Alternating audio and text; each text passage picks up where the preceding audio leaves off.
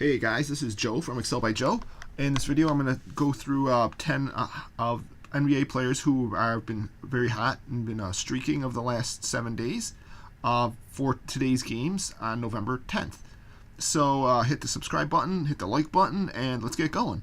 So first is Quinn Cook, point guard from Golden State. He's averaging 21 points per game in the last 7 games, which is a 108% increase over his normal. He's averaging 19 minutes per game in the last 7, which is a 55% increase over the last 7 days. He's playing against Brooklyn, who does have ranked number 4 against point guards. Davis Bertans, small forward from San Antonio. He's been averaging 72% more fantasy points per game, basically because of his 51% increase in minutes over the last 7 days. He's got a low salary, both $3,900 at Fanduel and Draftkings. And his opponent is Houston with a rank against the position of number 7, so it could still be a little tough matchup for him. Next is J.R. Smith from Cleveland. He's been averaging also 71 points per game, or 71% increase in fantasy point production because of a 53% increase in minutes. He's also kind of low salary with $4,200 on Draftkings, but they play Chicago Bulls, who ranks number 23 against the shooting guard. Next is Tristan Thompson, center from Cleveland. He's been averaging 40% more fantasy points per game over the last 7 days, which turns out because of his low salary, he's averaging 6.5, 6.7 times value. He's got only an 18% increase in minutes, so he's just having probably more usage. Opponent in Chicago, who ranks number 26 against centers.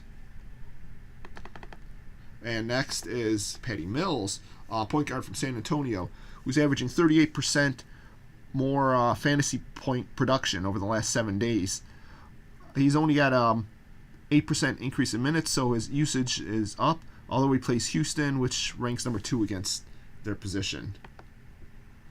Next is Mario Hezonja, who's averaging 31% more fantasy point production. Went from 16.1 to 21.2 over the last 7 days. He's a low salary guy if you need to fit in. $3,700 only on Draftkings. And he's had an increase in minutes of almost 30% increase in minutes over the last 7 days. They're playing Toronto, who ranks number 16 against the position. Next is Bam Adebayo, center from Miami, who's averaging 26% more fantasy point production over the last 7 days. He has a $4,100 Fanduel salary, which he's hitting 5.4 value over those last 7 days, but they're playing Washington, who ranks number 24 against centers. Next is Klay Thompson, shooting guard from Golden State, who's averaging almost 26% more fantasy point production over the last 7 days. His minutes have stayed about the same, so his usage has been increased, but they're playing Brooklyn, who do rank number 2 against the position. Next is Allonzo Trier, shooting guard from New York, who's averaging 25% more fantasy point production, but he also has seen a 36% increase in minutes played. And they play Toronto, who's number 14, ranks number 14 against the position. And the last one I want to go over is Emmanuel Mudiay. I can't even pronounce some of these names. Point guard from New York Knicks. 25% increase in fantasy point production, and he's averaging almost 6 times value for Fanduel and Draftkings, mainly due to a large increase in minutes over the last 7 days of almost 36%. They play Toronto, who ranks number 9 against the position. And I just also want to go over the pricing difference between Fanduel and Draftkings. Sometimes that's a good way to find value. The biggest one is George Hill, who's $5,400 on Fanduel, but $4,000 on Draftkings. It's almost 26% difference. Some of the other ones are Roddy McGruder at a 22% difference.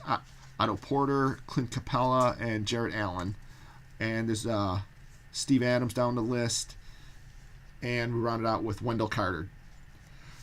So that's it for the video. Hope this is helpful in you building your lineups for today.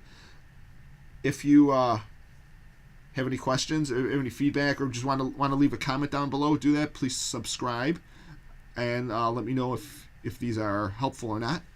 And have a great day. Good luck today. Thanks.